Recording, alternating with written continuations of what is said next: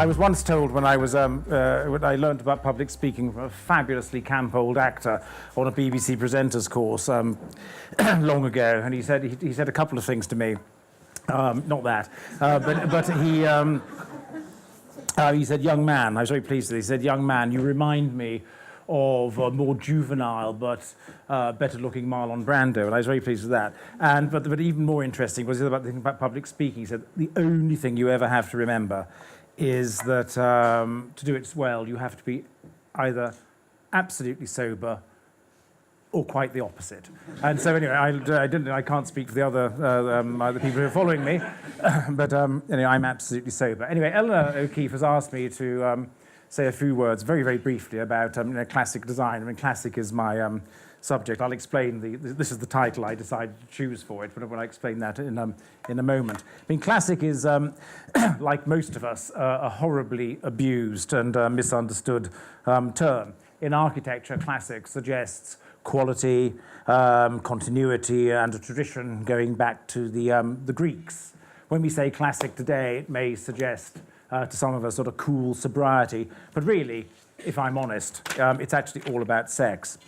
No, seriously, the classical orders, according to the great Roman architect Vitruvius, are all the orders of architecture, the columns. They're all based on male and female forms. I mean, the Doric is masculine and the Corinthian is feminine. No, classical architecture is all about sex. I mean, you might not think that the Parthenon has much to do with a Cadillac, but I'll explain now in a moment that it is. Forget about form and function. Classic design is really all about pleasure. And now you're going to fade up the song now, Daisy.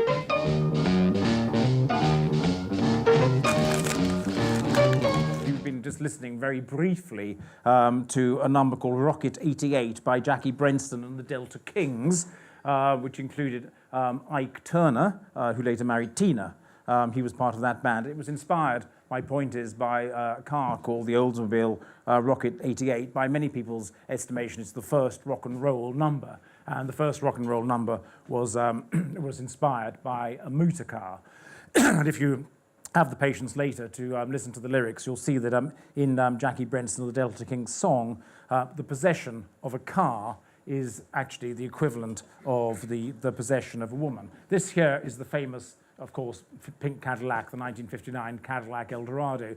The title I so irreverently chose for my few minutes here tonight, the mating call of the arsehole, is a demotic American expression which refers to the grumbling sound of a V8 engine and the squeal of tires and the exhaust note found outside high schools. When school's out, it's what young men do to attract attention. Cars fascinate, and what I'd say, this is just an example of why cars absolutely fascinate, because thank you very much. Cars fascinate simply because they're the most potent symbols we have. They're potent as well as being extraordinary. They're every day. Just as the great French philosophe savant Roland Barthes once said, cars are our cathedrals. But even if they're magical things, they're nonetheless familiar. But that familiarity carries with it all sorts of wonderful, mysterious aspects. They touch upon the cars, whatever you think about them. I'm not much of a driver myself, but whatever you think about them, cars touch upon all the fundamentals of human motivation. You've got vanity, you've got cupidity, greed, lust, social competitiveness, pride, cultural modeling, aggression, doom, and fate. As I said, sex and death are fundamental to the mix, or eros and thanatos, as the ancients, the classicists had it. Let me deal first with the erotic element of car design. The romance of the machine, quite literally the romance of the machine, is one of the biggest influences on all 20th century art and architecture.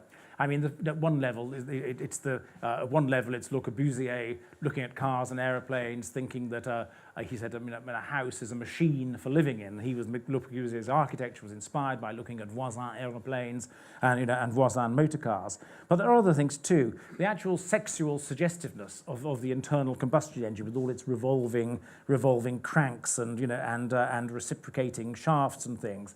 This was something which caught the imagination of early 20th century artists. One of the Dadaist artists, Francis Picabia, has got the most extraordinary suite of of prints he did, which are based on a car maintenance catalogue. They're all sort of cross sections of a carburettor and things like that, but they're very suggestively labelled. I mean, they're really worth looking up. Picabia can look at a starter motor and realise its erotic potential. In one of these, he describes an old carriage, an old horse and drawn carriage, as a four in hand, and so he makes it sound, of course, fabulously smutty, which it was meant to be.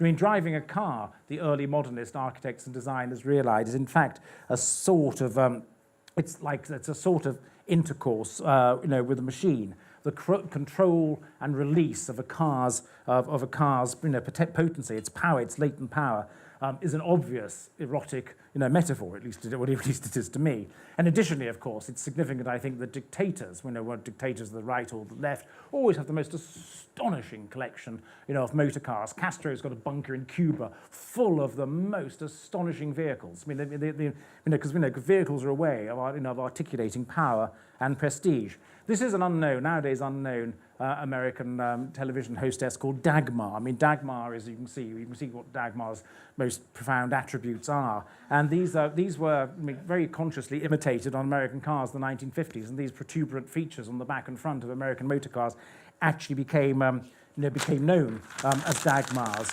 and because of that. Everywhere you look in 20th century architecture and design, you find the occult references to sex and the automobile. The Italian futurist Filippo Tommaso Marinetti, the first man ever to make an acoustic poem, which he stood on the stage and imitated the sounds of aeroplanes bombing Adrianople. And but anyway, he wrote about a car crash and ended up in a ditch being literally an orgasmic experience. The American poet E. Cummins wrote an extraordinary bit of concrete poetry about breaking in a new car, and he talks again about letting in the clutch, and it is just again a sort of erotic diagram. John Steinbeck, the novelist, said because of the influence of Henry Ford, a whole generation knew more about Ford's electric coil than about the clitoris. I mean, more recently, the Beatles. When you say the Beatles song, "Baby, you can drive my car," that's not about a journey. It's about sexual obsession. But now the death moment. Mid cars. This is James Dean's famous car crash. I mean, it was in the California desert in 1955. It was his Porsche 550 RSK, which I think, with great poetry, James Dean, the gorgeous young man, hit a man called Donald Turnipseed, who said elegantly was driving a Ford pickup truck. On the back of his car, his Porsche, James Dean had "Little Bastard," written on it, and it was James Dean's crash which actually helped create the reputation of Porsche as something extraordinarily dangerous, extraordinarily sexy, and extraordinarily, sex and death are close. J.G. Ballard, the great novelist, he too, no one has better realised how extraordinarily interesting and indeed sexy car crashes are. In his novel Crash, Ballard talks about, he makes the disfigurement and the injuries and the noise and the unsettling horror of a car crash into an erotic sensation. Car crash, you can't take your eyes off car crashes, and the same way they have an erotic intensity. They make us see. What I'm trying to say, generally speaking, is cars, and in the context trying to give you some ideas about what motivates design and how we interpret objects. Cars, I don't think cars are works of art at all, but I do think in many ways in our century they've actually usurped the role of art, in that cars, they're all about symbolism, and they articulate collective yearnings and collective desires. This is what James Dean's car looked like before he crashed it. It's a classic Porsche, and you simply could not have a better example. It's a theorem. It's a demonstration of, if you ever believe those things about form follows function and how the exterior manifestation of things, speaks about the internal, mechanical truth. Nothing could be more pure and more beautiful. Indeed, I think in many ways more sexually explicit than this. Then, of course, there's also the idea of a status in car design. In this country, for many years, cars were called after sort of tweedy university towns like Oxford and Cambridge, the Morris Oxford and the Austin Cambridge. And then some brilliant marketing guy working for Ford had this very clever idea in the early 1960s that people were just beginning to go on the very, very first package holidays, and they said they'd have the Winter Olympics in Cortina d'Ampezzo in the Dolomites, and suddenly this man at Ford decided to name the new car not after Oxford and Cambridge, the old university town, but after a ski resort. And the first, talking about status and freedom, the very first Ford Cortina brochure featured passport stamps in it, showing the possibilities of travel. But most of all, car design is actually all about form in the same way as sculpture is. This was first realized in 1951 at the Museum of Modern Art in New York when they put on an exhibition called 8 Automobiles, and they spoke about what they called rolling sculpture. For instance, do you know that actually car designers can actually talk in the most articulate way about 1 or 2 millimeters in the difference of the radius of a curve makes that curve look strong, or makes it look weak, or makes it look masculine, or makes it look feminine. Carlo Mellino was a great Italian designer who raced a car of his own design, the 1955 Le Mans 24-hour race. It actually won the index of thermal efficiency in terms of fuel consumption. But seen from the front, and Mellino's drawings confirm this. You see, this car is actually looks like a woman. And the female motifs carry on into Mellino's furniture. This might look like an armchair and stools, but it doesn't take. You only have to look at Carlo Mellino's other work to realise that the female form was one of his greatest inspirations. Cars are all about symbolism. I'm sorry, this is getting ahead of me now. In every sense, the Beach Boys. Cars are amongst the most beautiful and evocative things which are made, and the erotic symbolism is there forever. The Beach Boys, there's a wonderful line in one of the Beach Boys songs, and it goes like this. It says, with Naugahyde, that was an artificial plastic fibre for upholstery, with Naugahyde bucket seats front and back, everything is chrome, man, even my Jack. Now, the idea of the chrome jack deserves for a moment perhaps a little bit of unpacking. A jack is, of course, a utilitarian screw-driven device for raising a car. It has sort of great potential, even while normally hidden in the bowels of the vehicle. But if it merits enhancement by chromium plating, and then it becomes a matter to the Beach Boys of great ostentatious pride. Chromium jack. Who wouldn't? What man wouldn't want to have such a thing?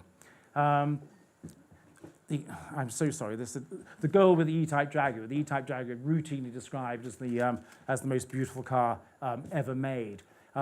It's basically a phallic shape, but like most great car design, it's a phallus. And if you see it in the side profile, but like so many great designs, it manages to combine male and female attributes. A phallic shape, but with feminine radii.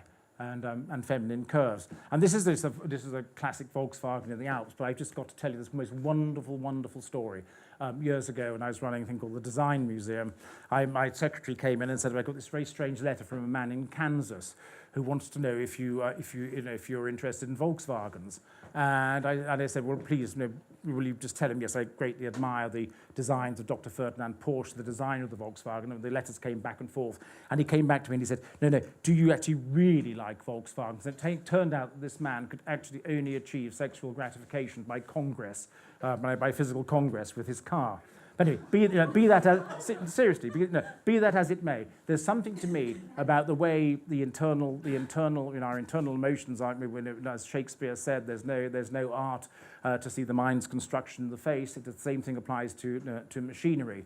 The soul of the machine is always, I think, almost always, articulated in its exterior. This, to me, in my mind, is the most beautiful car which ever was made. The Alfa Romeo Tipo 33 Stradale. Curves. The curves of this car. They're obviously feminine, but curves are fascinating because curves reach a deeper part of the psyche, than straight lines do. And there's something about extraordinary cars like them, really beautiful things like this. inspired by the ludicrous, violent beauty and absurdity of the four-stroke cycle, which is normally described as induction, compression, ignition, exhaust. But of course, it can also be rendered as suck, squeeze, bang, and blow, which of course is a graphic description of what we know of my theme for tonight. You know, the very act of the reciprocating engine is itself sexual. I mean, if you read John Ruskin's writings in the 19th century, John Ruskin, who was, of course, so famously deterred from sex by the sight of his naked wife. And Ruskin had hitherto thought, having only seen naked women in the form of classical sculpture without pubic hair, he was so horrified at the sight of his naked wife on their wedding night, he instantaneously became impotent. But all thereafter as well, he was loathed machines, pistons to John Ruskin were actually the work of the devil. I had the chance the other day of asking the chap who runs Ferrari what he felt Ferrari, was all about. It didn't take Luca di Montezemolo is his name, a fabulous old sort of Italian aristocrat. And he said it's very simple. Ferrari is all about extremes. Then he said it's also about il massimo hedonismo, the maximum hedonism. I mean, I believe that. I mean, and I believe I'm looking at cars now just to give you one insight into one aspect, the most obvious aspect of design. But I'm often accused of thinking about nothing but sex. I was on a Radio 4 program recently promoting a book of mine about women as design, and a mad, demented, gorilla-like feminist attacked me, saying, "Oh, people like you only ever think about sex." But it's actually not. It's not just me. In conclusion, can I just say this? So you want to know about the sexual nature of all the most classic design. Antiquarians believe that the actual plan of a church, the traditional plan of the greatest church and the greatest of our cathedrals is actually a diagram of the female reproductive system. You have at the altar, you have the ovaries and the nave, you have the womb, and at the entrance porch, you can fill it. No, I'm serious. It is, and ultimately, as I say, design is all about desire. It's about how shapes and ideas, stimulate our responses, and how somehow the designer manages to articulate the meaning of a machine in its carapace. And the best example of this was recently the late Steve Jobs, the man who created with his mate, the English designer Jonathan Ive, all these wonderful Apple products. If you want to find, it's nice, it's not just me, it's cathedrals too.